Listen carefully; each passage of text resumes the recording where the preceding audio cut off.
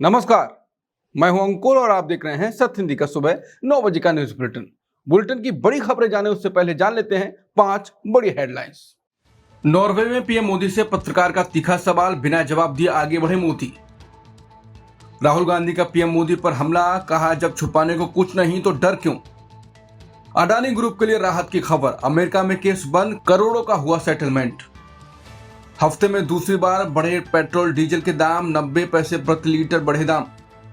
Iran ने America को भेजा 14 पॉइंट का नया शांति प्रस्ताव, बातचीत की नई उम्मीद। नॉर्वे के दौरे पर गए पीएम मोदी से एक महिला पत्रकार ने मीडिया को लेकर तीखा सवाल पूछ लिया। ये घटना उस समय हुई जब प्रधानमंत्री मोदी अपना बयान देकर हॉल से बाहर निकल रहे थे। उनके साथ नॉर्वे के प्रधानमंत्री जोनास गहर स्टोर भी मौजूद थे।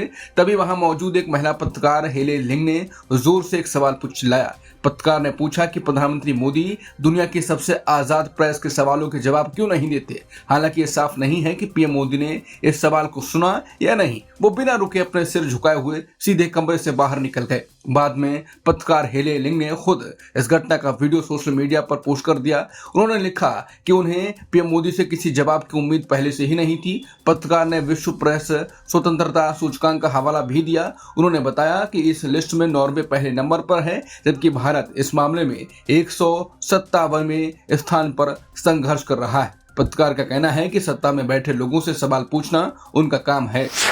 लोकसभा में नेता विपक्ष राहुल गांधी ने नॉर्वे में एक पत्रकार के सवाल का जवाब न देने पर प्रधानमंत्री मोदी पर तीखा हमला बोला। वीडियो को शेयर करते हुए कांग्रेस नेता राहुल गांधी ने सवाल पूछते हुए लिखा कि जब दुनिया एक डरे हुए प्रधानमंत्री को सवालों से भागते हुए देखती है तो भारत की छवि पर क्या असर पड़ता है। राहुल गांधी ने कहा कि जब छुपाने के लिए कुछ नहीं है तो फिर डर किस बात का। जब पूरी दुनिया भारत के एक कमजोर पीएम को घबरा कर कुछ सवालों से भागते हुए देखती है तो हमारे देश की छवि पर क्या असर पड़ता है। दरअसल पीएम मोदी इन दिनों स्वीडन के बाद नॉर्वे के 2 दिवसीय दौरे पर गए हुए हैं। वहां उन्हें नॉर्वे के सर्वोच्च नागरिक सम्मान से भी नवाजा गया। लेकिन इस बीच पत्रकार के सवाल और राहुल गांधी के इस हमले ने देश के सियासी पारे को गरमा दिया है।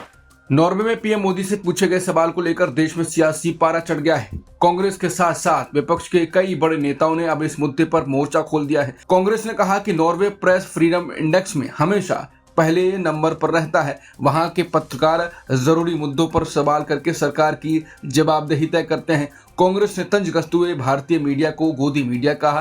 कांग्रेस ने कहा कि वहां आम खाने या बटुआ रखने जैसे फर्जी सवाल नहीं पूछे जाते हैं। टीएमसी नेता महुआ मोइत्रा ने भी इस बहाने पीएम मोदी पर तीखा हमला बोला। उन्होंने कहा कि सिर्फ विदेश घूमने से कुछ नहीं होता, वहां के आजाद समाज से कुछ सीखना भी चाहिए। वहीं टीएमसी नेता सागरिका घोष ने भी तंज कसा, कहा कि हम तो विश्वगुरु हैं, हमसे सवाल मत पूछिए। शिवसेना नेता संजय राउत ने प्रधानमंत्री मोदी के विदेशी दौरों और नीतियों को लेकर उन पर सीधा हमला बोला। संजय राउत ने कहा कि इस मुश्किल वक्त में पीएम मोदी 7 देशों के दौरे पर निकल गए। बीजेपी नेता नीदरलैंड में उनके स्वागत का जश्न मनाने में व्यस्त हैं, लेकिन पीएम को देश वापस लौटकर यहां के हालातों को संभालना चाहिए। राउत ने देश की विदेश नीति पर भी गंभीर सवाल खड़े कर दिए। उन्होंने पूछा कि पीएम ने जारी ईरान युद्ध पर खुलकर बात क्यों नहीं की। क्या अमेरिका के दबाव में भारत रूस से तेल नहीं खरीद पा रहा है? इसी वजह से उन्होंने आज के भारत को ट्रंप निर्भर भारत कह दिया। हाल ही में स्वीडन से मिले सर्वोच्च सम्मान पर भी उन्होंने तंज कसा। उन्होंने कहा कि मोदी जी विदेशों से अवार्ड लेने का शतक पूरा करने वाले हैं। पीएम खुद तो लोगों को विदेश यात्राएं ना करने की सलाह देते हैं, लेकिन वो खुद लगातार एक के बाद एक कई देशों के दौरे कर रहे हैं। गौतम अडानी और उनके भतीजे सागर अडानी को अमेरिका से बहुत बड़ी राहत मिल गई है। अमेरिकी सरकार ने उन पर लगाए गए सभी आपराधिक आरोप पूरी तरह वापस ले लिए हैं। इसके लिए न्याय विभाग ने न्यूयॉर्क की अदालत में बाकायदा एक याचिका दायर की थी। अदालत ने भी इस आरोप पत्र को हमेशा के लिए खारिज कर दिया है। इसका मतलब है कि यह मामला अब अमेरिका में दोबारा कभी नहीं खुलेगा। इस बड़े फैसले के साथ ही अडानी ग्रुप की सारी कानूनी दिक्कतें खत्म हो गई हैं। दरअसल पिछले हफ्ते की अमेरिकी जांच एजेंसी ने सोलर प्रोजेक्ट से जुड़ा मामला सुलझाया था। इस सिविल मामले में समझौता करने के लिए अडानी ग्रुप ने बड़ी रकम चुकाई है। इसमें गौतम अडानी ने करीब 51 करोड़ रुपए और सागर अडानी ने 102 करोड़ रुपए दिए। सिर्फ यही नहीं, ईरानी प्रतिबंधों से जुड़े एक दूसरे मामले को भी सुलझा लिया गया है। इस एलपीजी आयात मामले में करीब 2350 करोड़ रुपए देकर सेटलमेंट किया गया है। आखिर अब अमेरिका में अडानी ग्रुप के खिलाफ चल रहे सारे विवाद पूरी तरह थम गए हैं। देश भर में पेट्रोल और डीजल की कीमतों में एक बार फिर भारी बढ़ोतरी की गई है। तेल कंपनियों ने पेट्रोल और डीजल के दाम करीब 90 पैसे प्रति लीटर बढ़ा दिए हैं। एक हफ्ते के भीतर कीमतों में ये दूसरी बड़ी बढ़ोतरी की गई है। इससे पहले बीते 15 मई को भी तेल के दाम 3 रुपए प्रति लीटर बढ़ा दिए गए थे। इस ताजा बढ़ोतरी के बाद देश की राजधानी दिल्ली में पेट्रोल करीब 98 रुपए 64 पैसे का हो गया है। वहीं दिल्ली में अब 1 लीटर डीजल के लिए 91 रुपए 58 पैसे चुकाने होंगे। देश की आर्थिक राजधानी मुंबई में तो पेट्रोल की कीमत 107 रुपए के पार निकल गई है। कोलकाता में पेट्रोल सबसे ज्यादा महंगा हुआ है और वहां ये अब 109 रुपए 70 पैसे प्रति लीटर पर पहुंच गया है। चेन्नई के लोगों को भी अब पेट्रोल के लिए करीब 104 रुपए 49 पैसे देने होंगे। इस तरह लगातार बढ़ते दामों ने आम आदमी की जेब का बजट पूरी तरह बिगाड़ दिया है। अमेरिका ने दुनिया भर में बढ़ते तेल संकट को देखते हुए रूसी तेल पर लगी पाबंदियों में 30 दिनों की ढील दे दी है। अमेरिकी वित्त मंत्री स्कॉट बेसेंट ने सोमवार को खुद सोशल मीडिया पर यह जानकारी दी। उन्होंने बताया कि समुद्र में फंसे रूसी तेल के जहाजों को आगे बढ़ने की मंजूरी दे दी गई है। अमेरिका ने रूसी तेल पर इस छूट को दूसरी बार बढ़ाया है। इससे पहले इस समय सीमा 16 मई को ही खत्म हो चुकी थी। अमेरिका का मानना है कि इस फैसले से बाजार में तेल की कमी दूर होगी और कीमतें काबू में आएंगी। इसके साथ ही चीन को कम दाम में रूसी तेल का स्टॉक जमा करने से भी रोका जा सकेगा। रूस से तेल लेने में पाबंदियों में फिर से ढील होने से पहले भारत सरकार ने साफ कर दिया कि अमेरिकी पाबंदियों में मिली छूट खत्म होने के बाद भी वो रूस से कच्चे तेल की खरीद जारी रखेगा। पेट्रोलियम मंत्रालय की संयुक्त सचिव सुजाता शर्मा ने एक प्रेस ब्रीफिंग में ये बड़ी बात कही। उन्होंने बताया कि भारत ने अमेरिकी छूट मिलने से पहले भी रूस से तेल खरीदा था। हम छूट के दौरान भी तेल खरीदते रहे और आगे भी इसे जारी रखेंगे। सरकारी तेल कंपनियों के लिए जहां भी व्यावसायिक फायदा होगा वहां से तेल खरीदा जाएगा। वहीं इस बीच नॉर्वे ने भी भारत को ऊर्जा और तेल सप्लाई करने की इच्छा जताई है। नॉर्वे की राजदूत ने कहा कि वो भारत जैसी तेजी से बढ़ती अर्थव्यवस्था की जरूरतों को अच्छी तरह समझते हैं। कांग्रेस सांसद दिग्विजय सिंह ने नीट पेपर लीक मामले को लेकर केंद्रीय शिक्षा मंत्री धर्मेंद्र प्रधान के इस्तीफे की मांग की।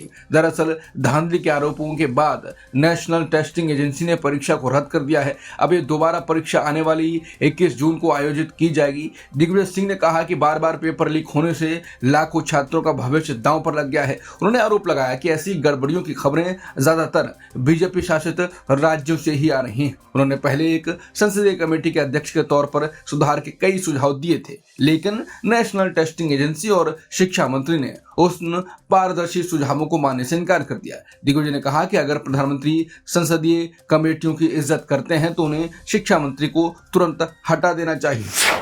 ईरान ने अमेरिका के साथ चल रहे तनाव और युद्ध को खत्म करने के लिए एक नया प्रस्ताव भेजा है। पाकिस्तान के जरिए अमेरिका को 14 पॉइंट का एक नया शांति फॉर्मूला भेजा गया। हालांकि ईरान के राष्ट्रपति मसूद पेजेश्कियान ने साफ कहा कि उनका देश किसी भी ताकत के आगे झुकेगा नहीं। इससे पहले अमेरिका ने ईरान के पुराने प्रस्ताव को पूरी तरह से खारिज कर दिया था। इसके बाद अमेरिका ने ईरान को एक औपचारिक जवाब भी भेजा। अब ईरान ने उसी अमेरिकी जवाब पर संशोधन करके ये नया प्रस्ताव भेजा है। ईरान के अधिकारियों के मुताबिक इस बातचीत का पूरा फोकस अभी सिर्फ युद्ध को रोकने पर होगा।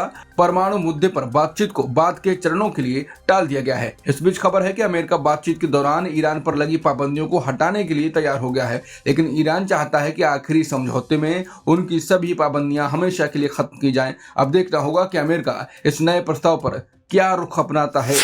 अमेरिकी राष्ट्रपति ट्रंप ने कहा है कि खाड़ी देशों की अपील पर ईरान पर होने वाले बड़े सैन्य हमले को फिलहाल टाल दिया है। यह हमला मंगलवार को ही होना था, लेकिन ऐन वक्त पर ट्रंप ने इसे रोका। ट्रंप ने सोशल मीडिया पर खुद इस बात का अचानक ऐलान किया। उन्होंने बताया कि कतर, सऊदी अरब और यूएई के नेताओं ने उनसे यह गुजारिश की थी। इस समय दोनों देशों के बीच युद्ध खत्म करने के लिए बेहद गंभीर बातचीत चल रही है। खाड़ी देशों को पूरी उम्मीद है कि जल्द ही दोनों के बीच एक बड़ा समझौता हो जाएगा।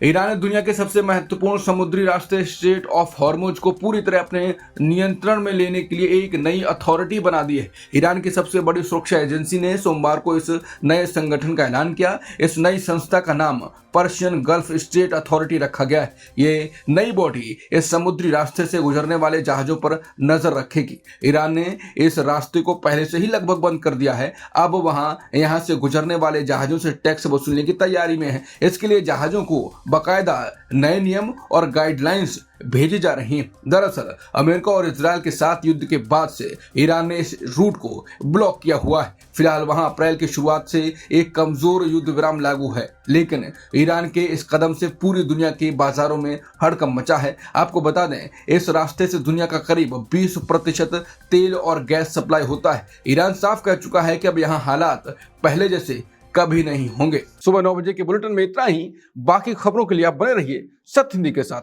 नमस्कार।